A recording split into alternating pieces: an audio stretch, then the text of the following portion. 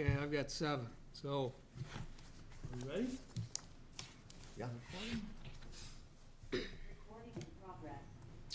Okay, I will call the Tuesday, November 28th Middlebury Selectboard meeting to order.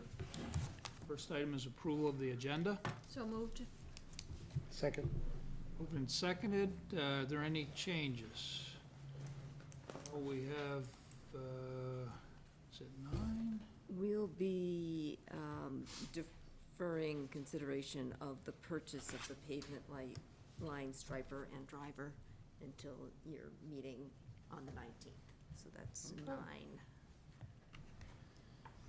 So pulling 9 off until the next agenda. Anything else? Hearing nothing else, all in favor of approving the agenda with the one modification, signify by saying aye. Aye. Aye. Next is approval of a consent agenda. I move. I'll second. Moved and seconded. Is there anything anybody would like to call attention to in the consent agenda? Hearing none, all in favor of approving the consent agenda as presented, signify by saying aye. Aye. Aye. I'll just abstain on the minutes. What's that? I'd abstain on the minutes. And you're abstaining on the minutes. Okay. Yes, that's right. Citizen comments, I don't see anybody here. Is there a hand up in the audience at all? Not seeing any. Next item is consideration of the applications for membership to the Select Board's policy reviews. Oh, we did have a hand up by Hescock. Okay. Good evening, can you hear me? Yes. Yes. Yes, we can. Thank you, thank you for your time this evening.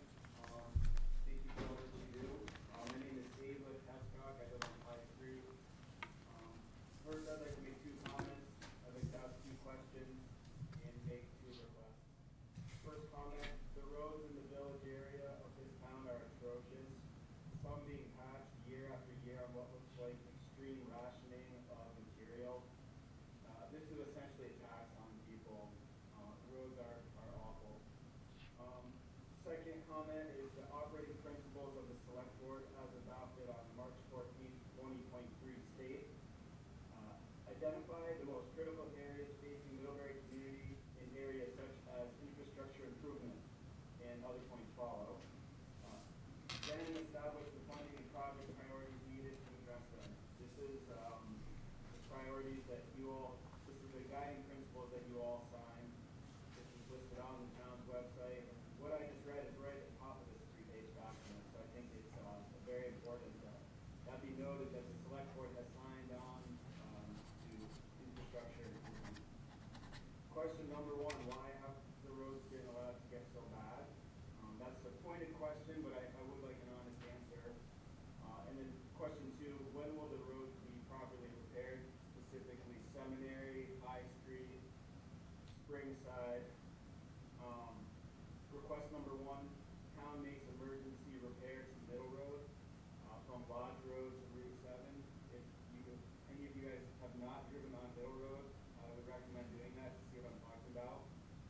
And request 2, Select Board from now on prioritize maintaining our roads better. Can I? Absolutely.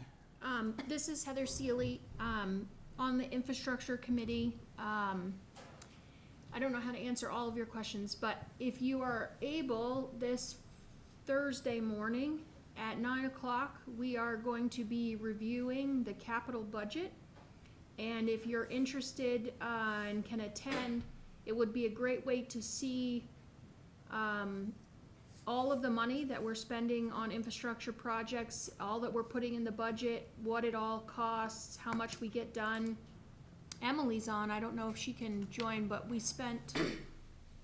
did do quite a bit of paving this construction season. We just are a little bit behind, and we are prioritizing it, and we are addressing it annually with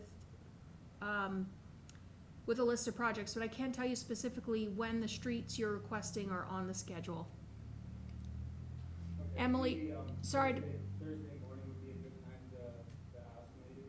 Yes, and we'll be reviewing the capital budget, and you can see what we're proposing to put in that budget for paving for the next fiscal year. And Emily's on, I'm sorry to put you on the spot, Emily, if you know off the top of your head, or maybe we can just get back to him. If you email me, I can give you the overall. Next year, we were planning to focus more sort of in that area, but also really specifically. But I can give you the overall scheme of how we're coordinating it. This past year, we were sort of working in the southeastern part of town, and now we're moving up to the northeastern part, and we are changing our paving plans slightly so that we're not focusing on reclaiming, but doing more shim and overlay so that we can capture these areas that are really deteriorating quickly.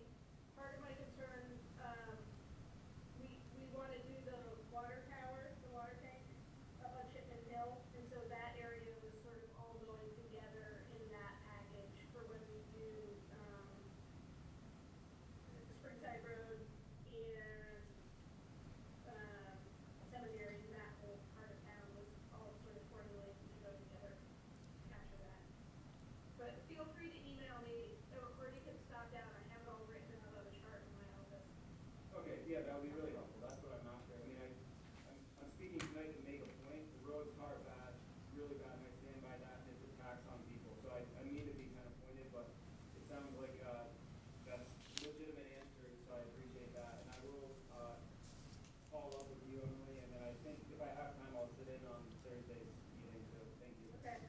I think the other piece to keep in mind is sometimes we have bigger infrastructure projects planned, like right now we're working on Warm Lane, for example, doing a water line, redesigning the water line over there, and so those roads are also atrocious, but there's little point going in to spend a lot of capital on paving, if we know we're just gonna go in and dig it all up within a couple of years, so we can sort of pack it together to Band-Aid it for now, in hopes that we can get it to that further window, and we can do a better job of doing repairing it.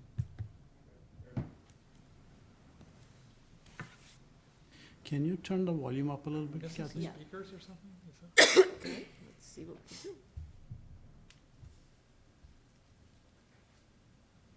Okay, are there any other hands up? Then we'll go to consideration of the applications for membership to the policy committee. We've got 4 applicants, John Frieden, Nancy Malcolm, Dean Rayom, and Susan Shashak. And we had already appointed Gary Baker, Beth Dow, Izzy Gogarty, Andy Hooper, Kathleen Ramsey, and David Salfran to the committee. I think a fair place to start is to come up with a target of how large the committee I was would. gonna ask how many are we going to Yeah, appoint? we discussed this at our inaugural meeting, and I suggested, and it was agreed, that 7 members was kind of the outer limit where we expected to be able to have useful conversation that everyone could take part in. So that means we are adding only 1. Well, except that Brian included 3 staff members, not all of whom are expected to attend and who are expected to serve in administrative roles rather than in discussion and in taking these matters off to research and bring back to the group. So who are the members then? We got Gary, Izzy, and Andy would be the 3 Okay. non-staff, if that's what, Yeah, that's the way I read it. So you are the voting members. Yeah, I don't know how much voting there is likely to be, but, yeah, voting members. It would be safe to say we can add 2. That takes it to 5? We can definitely add 2.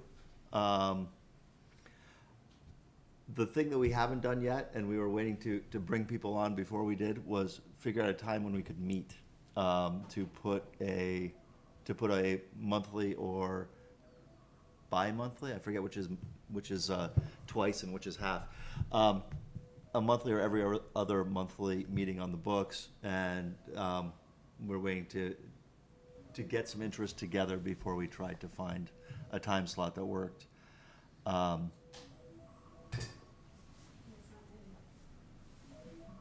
That's very interesting.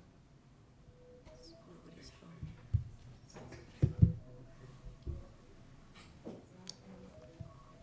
It's Nancy's. It's Nancy's.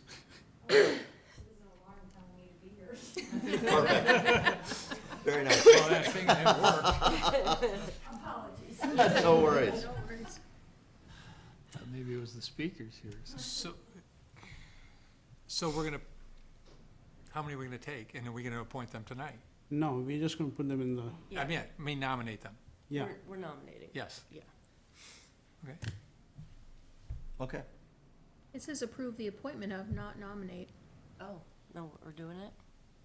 It's your call with these. As a select board subcommittee, you could either do a two-step process Yeah. or, Yeah. do a one-step process. I think with this being a fresh launch, I am fine with taking all comers at this point. And we can let it attrite if it does. But these are 4 highly qualified people. Yeah. And I think they bring a wealth of experience and interest to this group. It's also the kind of committee that's gonna have a lot of homework, so to Indeed. speak. Yes, So that's it's right. nice to share the homework. Exactly. Yeah. I think if it's acceptable to appoint them all, then we should appoint them all tonight. Yes. Be done with And- it. Huzzah. Make a motion. Okay. I'll move to approve the appointment of John Frieden, Nancy Malcolm, Dean Rayum, and Susan Shashak to the Town of Middlebury Select Board's Policy Review Committee. Second, Any comments on the, it's a nice variety, which Yes. is unusual. Is it not amazing that we have 4 applicants for the Policy Review Committee? Like, a few Amazing. years ago, it was like, you know, nobody wanted to be on One. that committee. Well, So I think it's fabulous. Like we said a couple weeks ago, there's some issues out there that this is gonna be a fun committee with some of the things that they can tackle. I think Because it we could don't be. have time to do it here. That's right. And I hope that it takes some of the burden off of staff, stuff that we would bring to them to investigate that we can do with this group. Great. all right, so we have a motion. All in favor signify by saying aye. Aye. Aye. Well, Fantastic. that's- Thank you, Nancy, for coming. Thank you, Susan.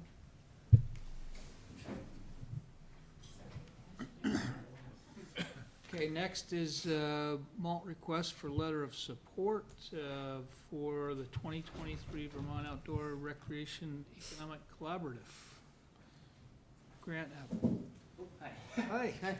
I'm here, and I have a map if maybe you guys want to just spread that around. So yeah, hello everybody. My name is Liam Hickey, and I'm the new Trails and Volunteer Coordinator at Malt. And apologies if I'm a little nervous, it's my first time doing anything like this, so. Relax. Welcome. We don't bite very hard. Great. We're very fancy people. So yeah, Listen to them. as the agenda says, I'm here today to ask for, or request your approval for a letter of support for our application for the VOREC grant. We're looking to do some improvements to the trails at Wright Park. And you can see on the map that I just passed around, I've kind of laid out on the map some of the bigger points of the project. And so we're hoping to have your support or your approval for our letter of support to do all these improvements. As you guys probably all know, pretty much every outdoor recreation area has seen increased usership since COVID-19, and Bright Park is no exception to that.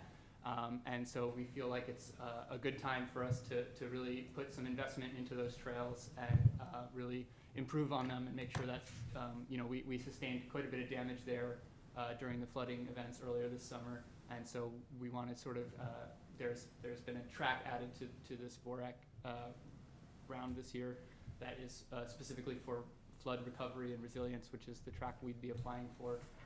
Trying to upgrade and improve all our infrastructure in Wright Park to be more resilient to future flooding events. So I'm happy to answer any questions about the projects. Any questions from Liam?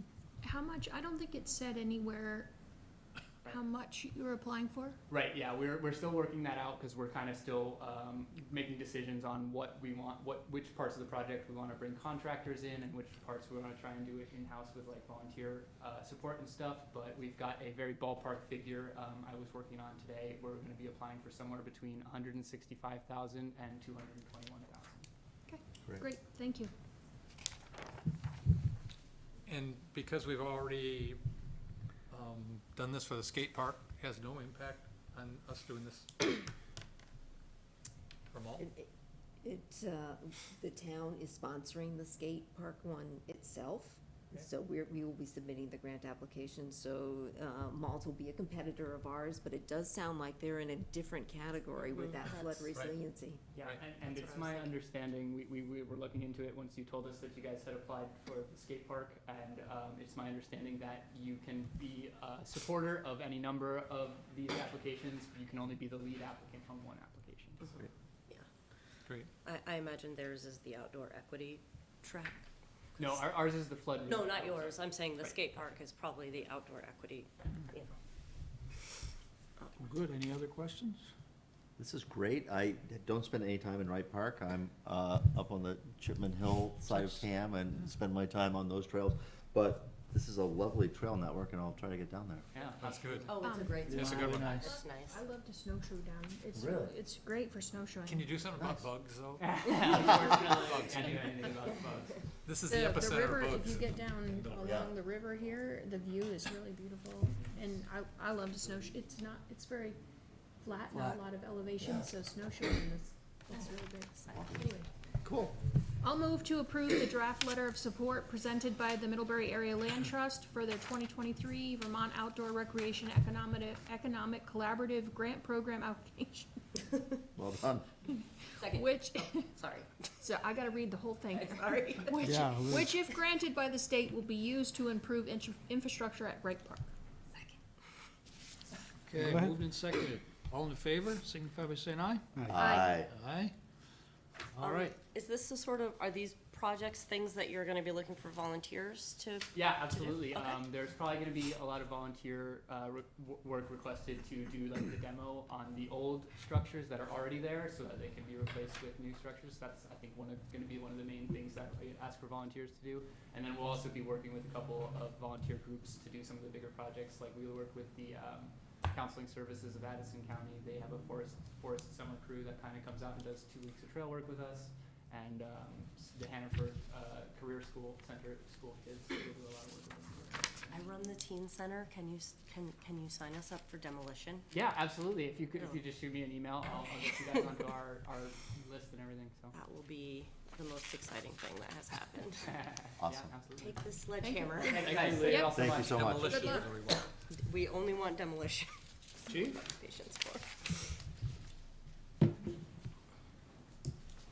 Chief's got a proposal on the sheriff's department, MOU on the dispatch for us. I think this is an easy one. Sure is. Back in January-ish of 2023, we entered a short-term trial run with Sheriff's Department providing dispatch services for them. They were previously dispatched by Rutland County Sheriff's Department. But they asked us if we'd be interested, so we tried it. It worked out. Then back in June, we signed a 7-month contract with them. I just met with the sheriff recently and our senior dispatcher to revisit how it's going. Everybody is happy. They are very happy. They had no complaints. They had no additional requests for us, no room for improvement. And they were completely interested in renewing that contract with us for the next 12 months. This contract will expire at the end of the calendar year. The rate we had set at that time, the reimbursement rate, was $1,000 a month. They agreed to double that to $2,000 a month starting January 1st. The better news is we had to replace our dispatch console on a 5-year finance plan, that per year, and we made our first payment August 1st, is $23,739 a year. Amazing. This is $24,000 a year we're talking about, so it completely pays for that dispatch console that we are paying for until August 1st, 2027 will be our final payment. It's a win-win. Everyone is happy with the arrangement. They wanted to continue. We're happy to continue. I love this. You're not feeling like staff is crushed by the. No, not at all, actually. Again, our senior dispatcher, very experienced dispatcher during the day, said totally doable, asked if there's more that we can do for them. They're totally satisfied with the level of service that we are able to provide them versus what they had before. They're very, very happy with. Wonderful. And we've talked about improving in the future their hours. They don't do a lot of weekend hours now. They may expand that, and we'll accommodate them as much as we are able to accommodate with our current dispatching staff. But no, it hasn't limited our dispatch staff's ability to do their other job. Sure. And to provide dispatch services for us. We're only handling radio calls for them. We don't handle their telephone calls or administrative calls. Those would still go to their facility during the day.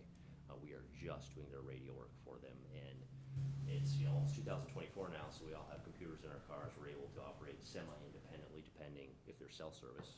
In some of the areas they operate, there isn't, but really, it's about it's a safety net.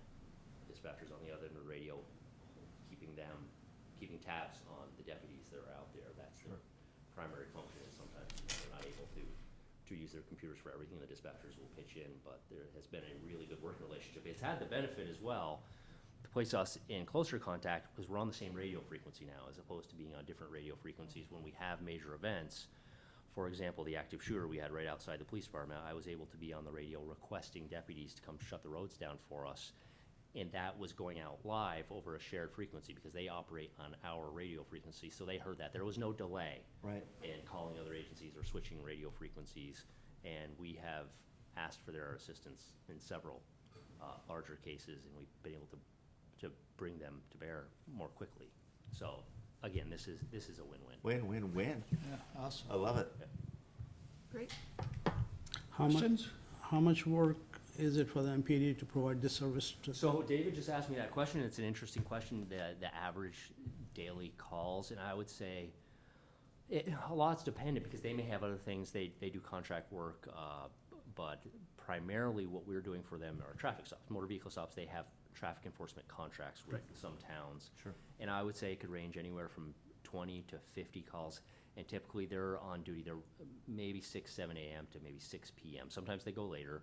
Sometimes there are dedicated enforcement campaigns going on, like through Thanksgiving holidays. So the enforcement might be increased, might be longer hours.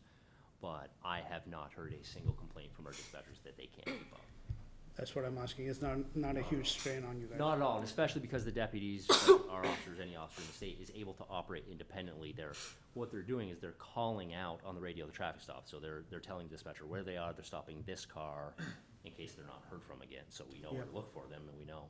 But checking the person's registration, their license, much of that is occurring by the officer in the car at the time through the computer system. Okay, cool. In older times, the dispatcher would have to do all that. Right. So the constant radio traffic, dispatcher entering information, the computer searching information through databases, it's not as labor intensive for the dispatchers. They still occasionally do have to do that. Yep. And there is data entry on the dispatcher's part, but it's much more limited. And again, there was no feeling that they are being overwhelmed, and it's not affecting our dispatch center's ability to provide the service they've always provided. Great. Pleasure of the board? It's an easy one. I'll move to approve the proposed one-year contract beginning 1/1/2024 between the town of Middlebury and Addison County Sheriff's Department for the town to provide dispatch services to the Sheriff's Department for a $2,000 a month fee. Second. Seconded, all in favor, signify by saying aye. Aye. Aye. Those opposed? Chief, while I get you here for a second. Certainly. How are things going with our task force? Has there been another Yeah, there meeting? was a meeting last week, I believe, and progress. The situation under the bridge is kind of status quo. No one that we know of is spending the nights there now. The weather has turned. The activity there now is the day drinkers. That's what's really going on, but some have left for the winter. One in particular that was staying there is staying at a hotel, I believe, on the voucher program in Rutland right now. And one of the other permanent residents is staying at the Charter House for the winter, but some are appearing during the day. The task force is continuing to meet. I don't know what the latest is, continuing outreach. There's been talk, this state has reinstated the hotel program with contingencies based on weather, based on temperature, Yep. what eligibility would be. But we are continuing, our patrols have continued, but the biggest, I was just speaking to one of the shift supervisors today, saying what they're noticing the most down there is the need for a cleanup. That there are, the bridge above itself could probably use some pressure washing, things like that. But at the same time, he told me that one of the people that was staying there, it's now there only during the day, is very intent on keeping it clean. I believe he's the one we call kind of the de facto head of the group. I think is worried about the town taking a stand against them being there over the winter and is trying to police it himself a little bit. So, had an interaction the other day, he was adamant about cleaning up. And so this is a tough one. The task force, I don't know when the next meeting is. I read the notes from the last one. The Charter House is kind of taking the lead now on arranging this, and they're the best agency to do that, the best entity to do that. But acknowledging that there are so many complexities here that it won't be solved, and that with the warm weather will bring a return to probably larger numbers of people. I even in the worst of the winter weather, I don't believe we'll have people sleeping there, but it's just not sustainable to do that. The tents that are there, being told they're sleeping bags in them, that people are not sleeping in them right now. They come there during the day, they're storing their things there. But I think even during the winter, we may see some campfires there. People like that spot, and for whatever reason. We had a recent local who tried it out down there. We ended up arresting her on an arrest warrant, and she reported that she gave it a shot, too cold. She didn't like that spot. So some like it, some don't, but for whatever reason, those that do like it, they seem to be there for the long haul. And officers have had discussions with them about other areas, and I don't know that that's been all that fruitful.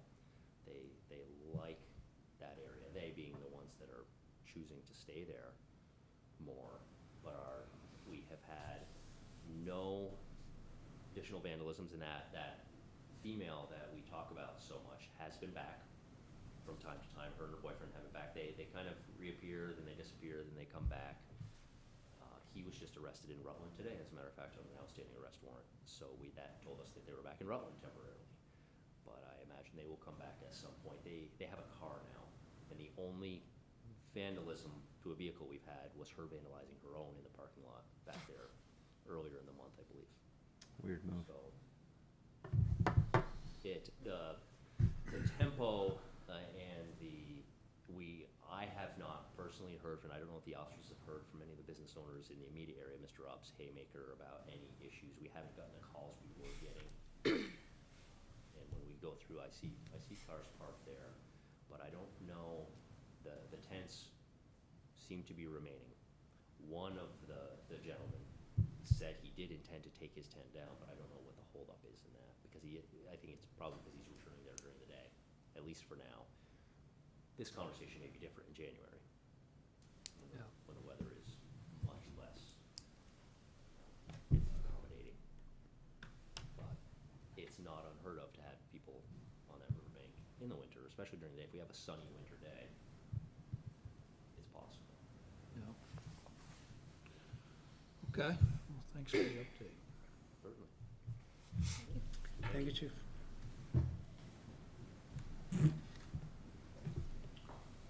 We have Emily for the next one, or?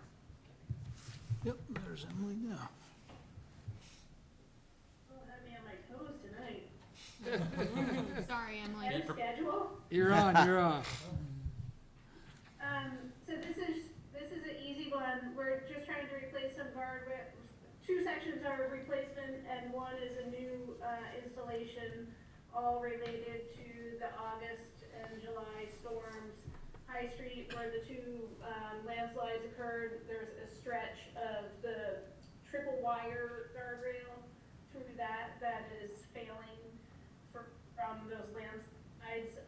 And it's such a long stretch and you can't tie into that guardrail's not installed anymore. So, Federal Highway has agreed to pay for the entire length of guardrail along that stretch, so it'd be replacing it with the steel beam, galvanized beam guardrail. And then Halpin Road is just, reset and add some anchors to the guardrail that's already there for where the culvert outlet blew out and damaged the guardrail. And then Creek Road is a new stretch where the shoulder is sloughing. It'll tie into existing guardrail, but, just to keep traffic safe, there's another 80 feet that I think we need to put up down there. Is it traffic calming to maybe slip into the swamp? No, it'll leave the guardrail off if you want that approach. We talk about not encouraging the speeds that we'd like people to drive, and if you, Yeah. yeah. I mean, there aren't many outfits available for installing guardrail. We got a quote from Vermont Rec, but it was $48,000, somewhere in that ballpark. So I reached out to Lafayette and they came in considerably lower. We'll just have to coordinate traffic control, either using our highway department or have Lafayette bring in traffic control. Questions? But it should all be supported. The federal highway piece of it, the High Street piece of it will be 100% funded. And then Halpin Road and Creek Road will go through FEMA, so they're on the 75, or again, for Middlebury, it's 87.5% reimbursement. It's actually not too bad. I'll move to approve the proposed contract with Lafayette Highway Specialties for $38,900 for roadway guardrail repairs. Second. Any other questions or comments? All in favor signify by saying aye. Aye. Aye. And we're deferring on the line. We're deferring on the other. So I think that takes care of you for this evening, Emily. Thank you. That's it. Thank you.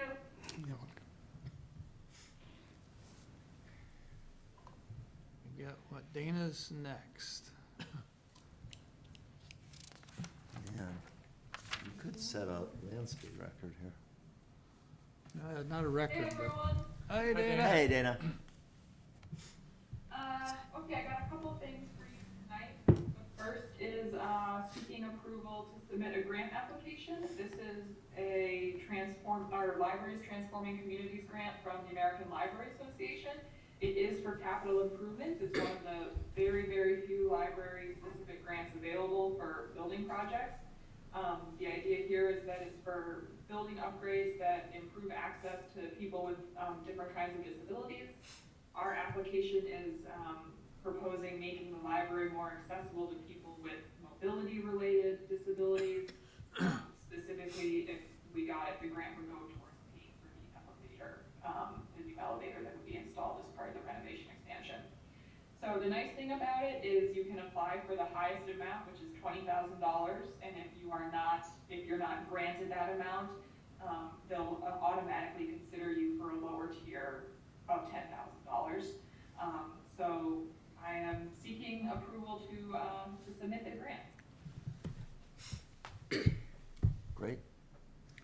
Somebody care to make a motion? I'll move to approve the proposed grant application of $10,000 to $20,000 by Ilsley Library to the American Library Association's Libraries Transformation Communities Grant Program to help address reducing barriers to those individuals with disabilities.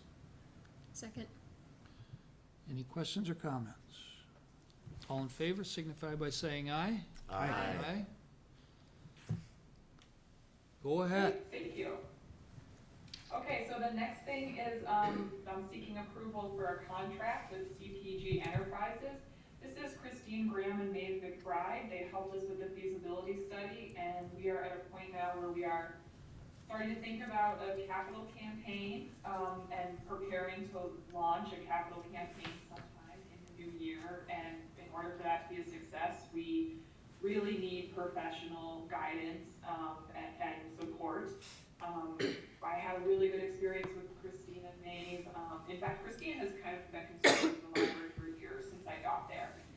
So I would really like to continue to work with her on the capital campaign. She initially submitted a proposal for the entire capital campaign, which I think will probably last at least a year, if not several years. And I asked her to reduce that, to just focus on the quiet phase, which would be the phase leading up to the bond. I sort of told her if and when we have a successful bond vote, then we can talk about extending the contract at that point if we know we're going to campaign. So this is essentially for the next 6 months or so. As we get further and further into the campaign, we will need less and less of their consulting time. So if and when we move forward beyond the bond vote, we would expect the next portion of this contract to be significantly less. The amount is going to be between $1,300 or $13,000 and $17,000. The library did not budget for this, but the new alarm system we installed over the summer ended up being significantly less than we thought it would. So we have about $14,000 left in that account. So this is kind of a two-part request. Part one is shifting that funding over so that we can use it for this consulting work. And part two would be approving the contract with Christine, with CPG Enterprises. If we end up being closer to that $17,000 figure, I can pay for the balance with the library's unrestricted trust agency account. Any questions? Why do we call this a quiet phase? I just, Because it's quiet. it's behind us. Yeah, I mean, you wouldn't know it from me broadcasting this over Zoom, but traditionally in a capital campaign, you want to have secured at least half, if not closer to like 3/4 of your goal before you kind of bring it to the public and say, hey, we're doing this, everyone start giving money. So during the quiet phase, we're going to be hopefully pursuing the larger lead gifts, and not asking the whole community to pitch in yet. It's pretty much behind the scenes work, in other words. Yeah, that's a more succinct way to put it. And that's why all those thermostats, they always start out like half full on the thermometers, yeah, I see. They don't bring it out until they get something That's to right. show. Yeah, makes sense. Yeah, and Christine will help us promote the bond issue and help us with communication surrounding that when we're ready to do that. That's kind of part of this as well. Great. She's very good at building thermometers. Okay, so we have need for two motions. Let's start with the first one to move the fund. Okay. I'll move to shift $14,860 in unspent funds from the library's capital improvements budget line originally allocated for the now completed fire alarm upgrade project to allow for these funds to be spent on this proposed consulting contract. Second. Questions on that? Hearing none, all in favor signify by saying aye. Aye.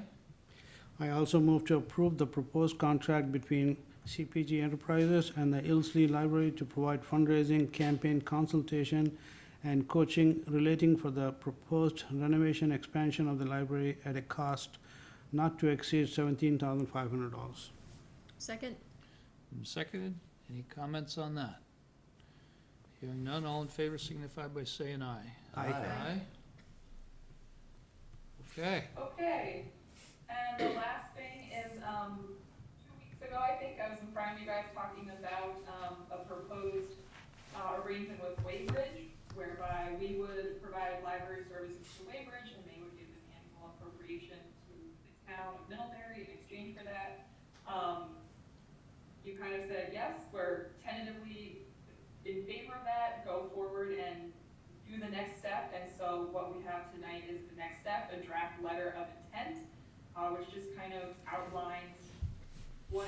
Waybridge would be getting and what they would be doing to Middlebury in return.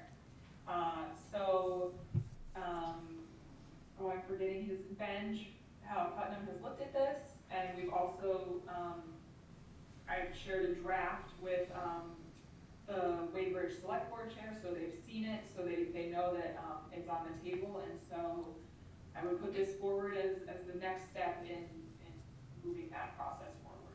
Realizing, of course, that the residents of Waybridge would have to vote to approve it, but. Dana, I love this. I'm glad that you're talking about delivering services in Waybridge as well as inviting them here. I think this is a lovely proposal, and I hope that it has traction. Thanks so much. I hope so too. It would just be great for Waybridge, and I think it'd be great for Middlebury. I would be thrilled to see it move forward, so Absolutely. fingers crossed. Any other questions, comments? Care to make the motion? I would love to make the motion. Let me find it. Oh, you didn't have it up? I'll make it. Didn't, oh. I move to approve the proposed letter of intent regarding the membership program for the town of Waybridge residents at the Isley Public Library. I'll second it. Thought you had it up, I'm Hi, sorry. that's good. Your name's against it. All in favor, signify by saying aye. Aye. Aye. Okay, Dana, well, thanks. Keep carrying the flag here. Thanks, everyone. Have a good night. Good night, Thanks. Dana. Good night. Kind of interesting, because we don't really have county No.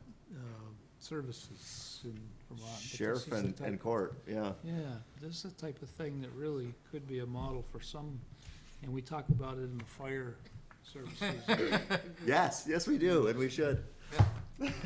It's funny, if you look at the state's fire districts, they don't quite line up with the counties. We're in Fire District 7, I think. So they've got some money that they dole out to regions of the state. But the one that's mostly Addison County doesn't include Ferrisburg in the north or Hancock, which makes some sense, in the east. And like, if you align some borders a little better, you could centralize some things together. Anyway, so it goes. Yeah. What would we Yes. do if we were efficient? I know. Sleep have- more, I guess. Leave a few more roads. Pave a few more roads. Kathleen, the Verizon licensing agreement? So you have before you a proposed third amendment to the license agreement with Verizon for their use of the tower on Chipman Hill. And the good news is they've offered a considerable length of extensions for 7 5-year terms.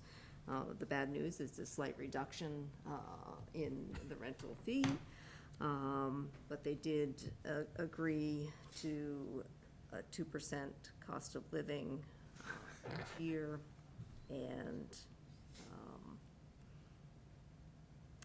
some notice of termination, expiration agreement, of the agreement terms that we asked for. So we can cancel this with notice? Okay. When Cricket Cellular comes in and says that they'll pay us a bunch of Sweep money. us off our feet. Yeah, great, amazing. Except they use Verizon. Man, I just can't imagine that this company isn't making the money needed to pay us what we ought to be of course paid. they are. We have the they most are. expensive cellular contracts in the world.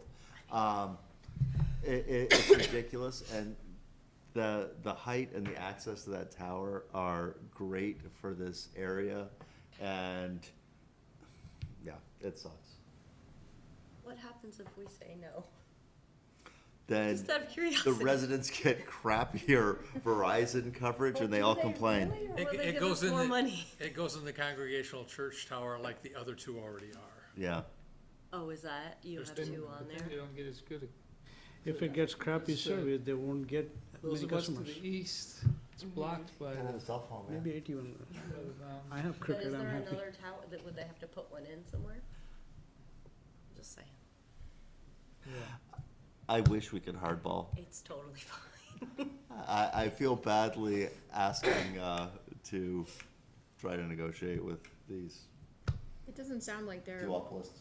real willing to negotiate, but it would be curious. Well, of course To they're know. not. They think they, you know, but I'm legitimately curious. If we said no, what would be their next step? And who would be willing to take their spot and how much would they be willing to pay?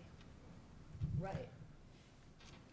And are they really gonna lose that coverage? Cause, you know, cell phones have to sell themselves on coverage everywhere. That's right. They need that I'm red saying. map to sell They things. need the red map. They had a profit of $78.4 billion last year.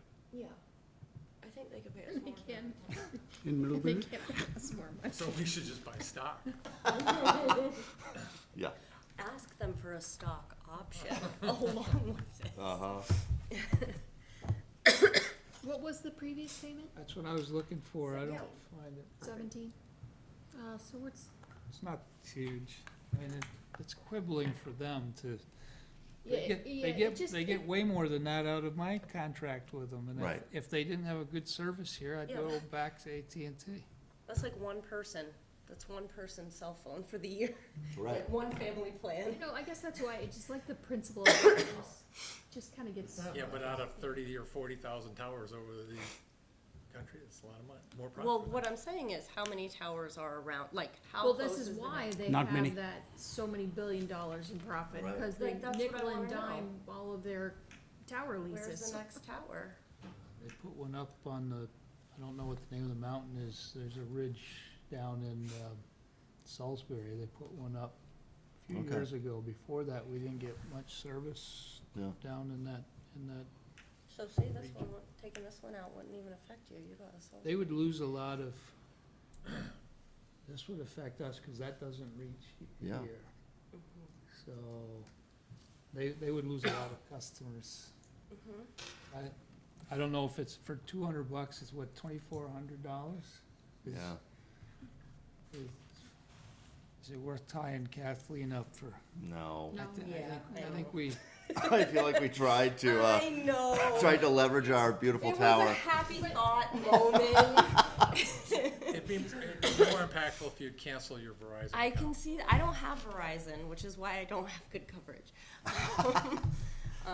You know, yeah, all I right. do, and it's excellent. You know. I move to authorize the town manager to enter into the proposed amended lease agreement with Verizon regarding the Verizon communications infrastructure on town property at Chipman Hill. do we have a Second. second? Second. I was like, Are there any questions or comments? I have Cricket Wireless, so I'm happy. All in favor, signify by saying aye. Aye. Aye. Opposed? Okay. Check warrants. I reviewed the check warrants and found them to be in good order. I move to approve total expenditures in the amount of $7,953,815.37, consisting of $7,833,233.80 for accounts payable and $120,581.57 for payroll for the period of November 14th, 2023 through November 28th, 2023. Second? And for those that are interested, the majority of that accounts payable was the school taxes in the amount of $7 million,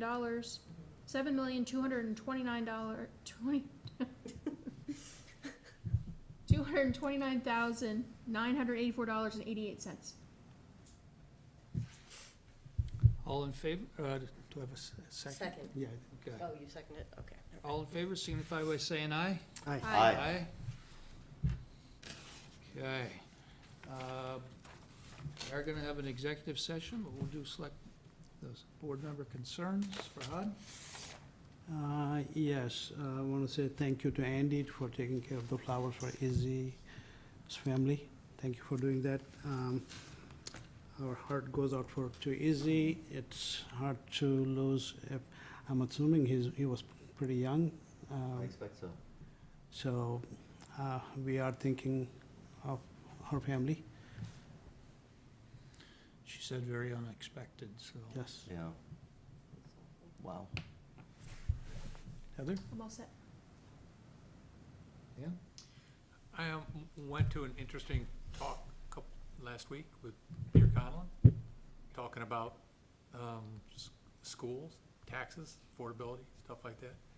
He showed graphs and made a discussion that I told him that I commented that the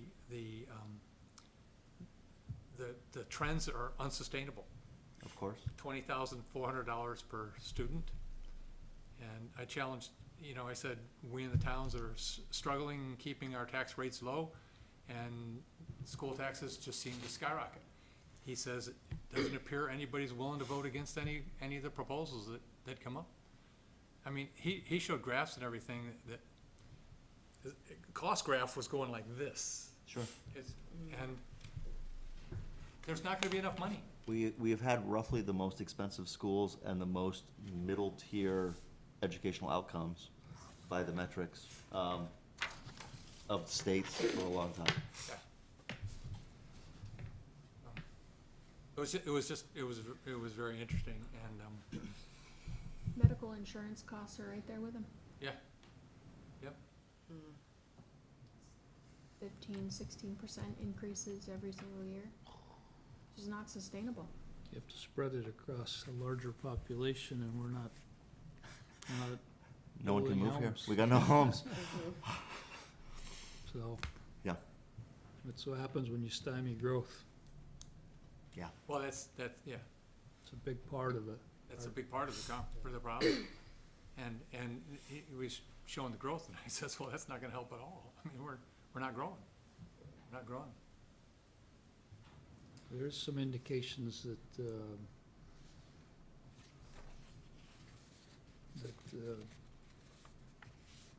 move for growth will get some support from the legislature this year. If it's in towns that do a good job planning and have designated growth areas, towns like Middlebury, I think there's 23 of them in the state that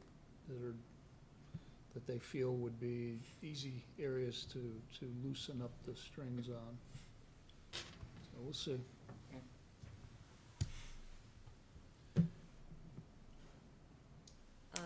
Nothing. Farah didn't mention it, so I will. I was absolutely heartbroken to hear about the shooting in Burlington. That is the kind of thing which has always broken my heart as an American when it happens elsewhere, but not as a Vermonter. And I had thought that somehow to a person we were better than that, and that's not the case. Yeah, what a tough holiday with Izzy's loss, and then that just up the road. And alas, the need to do multiple things at the same time. And getting to Brian speaking about housing, I know that David went to a conference a couple months ago at Sugarbush with different towns discussing how they were addressing the housing crisis. And I see in the paper that Virgins is looking at changes to their zoning code to allow more housing, and I think that it would be great to have both Jen and David come and talk about what's going on in other parts of the state and how we can be at least with the lead in here, if not in the very front, in making this a good place to increase our housing stock. You do remember, you were with us when we actually were ahead of them in changing our zoning Nice. to open it up and make it easier. But you still have, when you have large projects like what's going on Seminary, Yeah, it trips a red sure. flag on the Act 250. absolutely. There's a proposal that was just revealed that would allow towns like us to have no I saw that. that would have no limit. Yeah. That would trip the Act 250. It would That's be, right. We it could, would be all town we oversight. could take Now, local you control still- of the process. You could take local control of the process. There's still, Yeah. and I, I intend to go and argue that it's a legitimate compromise. You still have state agencies like stormwater. Sure. You know, the natural resources are still gonna be involved, but it won't go through that same full-blown process, and you won't get, the fees attached to the development that you do. Once it goes into Act 250, there's additional fees that helps fund the Act 250 process. Right. So, we'll see. But they briefed us at our annual training retreat, what the study came up with as a proposal, and it was actually, seemed very reasonable, and I think would help the state quite a bit. So, it just so happens that two of our legislators are key committee chairs in this process, and so if you have a feeling on it, certainly reaching out to Amy Sheldon and Chris Bray, they will have some opportunity to either create or stymie the Indeed. process, so. All right, we have a need for an executive session on some legal matters. Do you have it open, or do you need me to do it? He's not prepared again. I'm not, again. In accordance with Vermont's open meeting law requirements, I move that the board find that premature general knowledge of the consideration of legal matters would clearly place the select board at a substantial disadvantage because the select board risks disclosing its legal strategy if it discusses the legal matters in public. Second. All in favor? Aye. Aye. I further move that the board enter into executive session to discuss the legal matters under the provisions of Title I, Section 313A1 of the Vermont statutes. Second. All in favor? Aye. We're gonna enter executive session at 7:57.